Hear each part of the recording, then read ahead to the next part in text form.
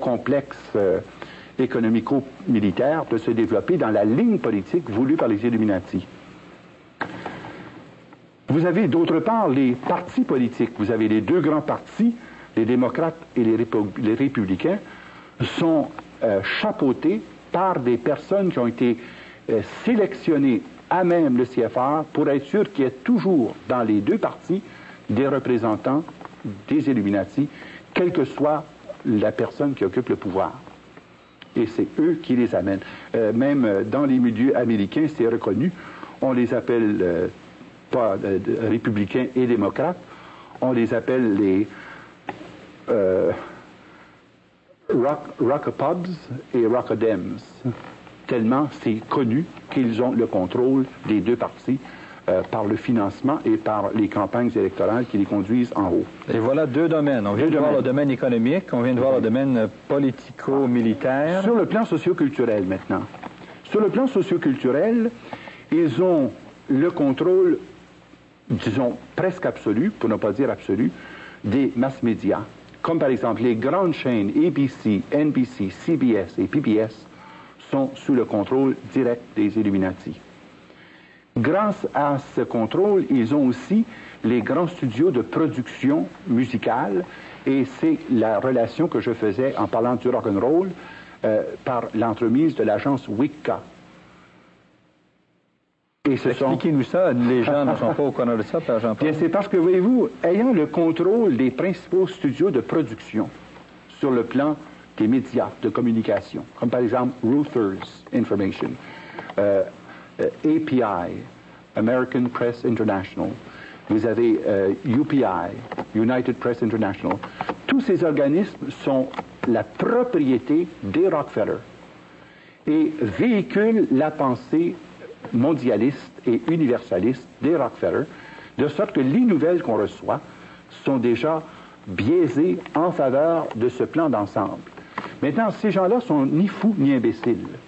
Alors, ils savent travailler à long terme pour préparer le terrain et amener les gens petit à petit à pouvoir recevoir de façon, eux autres ils disent, by conquest or consent, recevoir par voie de conquête, par voie de consentement, les enseignements des illuminatistes.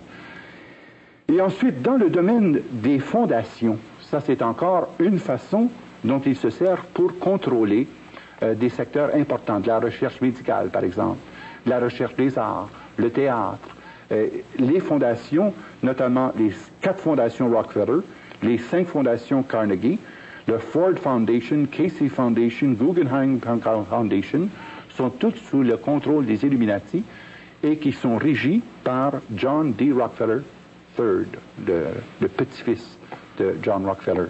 Mais vous dites que ces fondations-là ont comme but la domination des États-Unis. Oui. Dans quel sens? Pas seulement des États-Unis, de tous ceux qui relèvent de l'influence des arts américains. Donc le cinéma, le théâtre, la littérature, et ils ont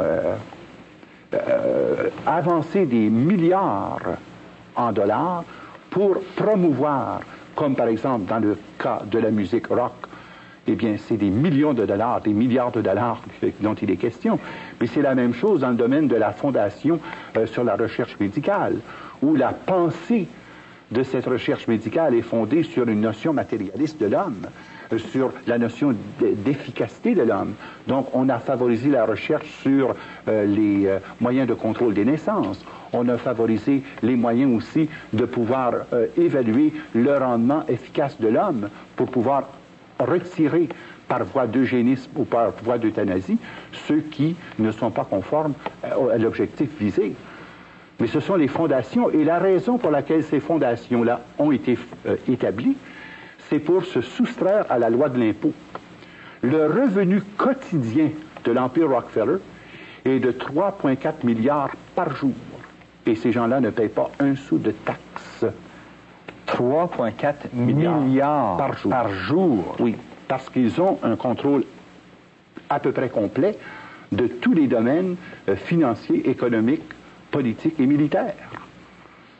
Ils ont finalement des fonds illimités pour arriver à leur fin. Bien, c'est ça. Alors, pour pouvoir éviter la taxation, ils ont le nombre de fondations voulues et ils peuvent, par la voie des fondations, nommer des directeurs dans différents établissements pour contrôler notamment l'éducation.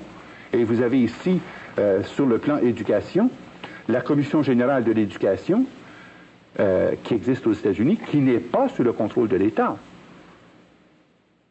The National Education Association ne relève pas du ministère de l'Éducation, du comité du gouvernement américain. Il s'agit d'un organisme complètement coupé, qui est sous la régie des Illuminati, ce que vous explique pourquoi, dans l'enseignement de l'histoire, dans les manuels, dans les films éducatifs, eh bien, ils laissent passer, goutte à goutte, leur enseignement, et petit à petit, font le brainwashing nécessaire pour préparer, conditionner les gens à être, non pas citoyens américains, mais citoyens du monde. Car l'affiliation de ces gens-là n'est pas une affiliation nationale, c'est une affiliation supranationale en vue d'un gouvernement mondial où, finalement, l'autonomie et la souveraineté nationale est même remise d'avance à ce futur gouvernement mondial sous l'égide de Lucifer. Vous semblez dire aussi qu'ils font la promotion d'une religion de l'homme par opposition à une religion de Dieu. Oui, bien, naturellement, dans la pensée luciférienne, l'homme est son propre Dieu. Et dans la, si on peut appeler ça une théologie, la théosophie, et aussi dans ce que je disais,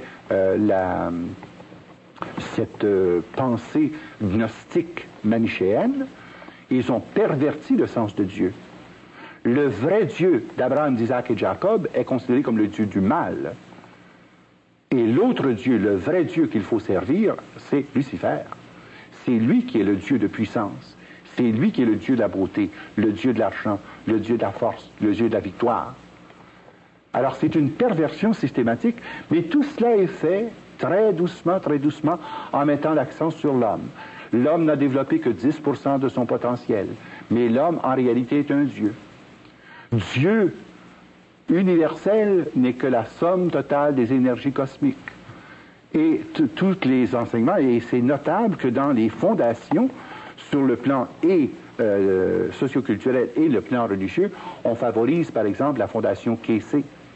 Et on favorise aussi le mind control, comme par exemple le Dr Murphy, la méthode da Silva, les grands maîtres. Tout cela est publié, produit et encouragé et financé par le CFR américain. Maintenant, sur le plan religieux, il y a plus que cela. Non seulement ils ont établi le culte satanique de façon légale, car il y a 7 églises sataniques aux États-Unis qui ont une reconnaissance légale par charte, sans but lucratif. 7 églises sataniques. Et vous les avez ici. Notamment, vous avez l'église de Wicca, the Wicca Church of America, l'église de tous les mondes, le vestibule de l'arbre d'Aquarius. J'aimerais qu'on revienne là-dessus tout à l'heure, si tu veux bien. La fraternité satanique de l'Amérique, ça c'est l'église à laquelle appartenait Charles Manson. Et ensuite, vous avez l'église de Scientologie, l'unité, les étancards, l'église en marche vers le jugement, et ce qui est connu aussi de façon mondiale, c'est les Rose-Croix. Les Rose-Croix constituent la branche religieuse de la franc-maçonnerie, et à l'intérieur des Illuminati, les Rose-Croix constituent l'église des 13 prêtres druides. Et c'est par voie de sorcellerie que sont dirigés ces religieux.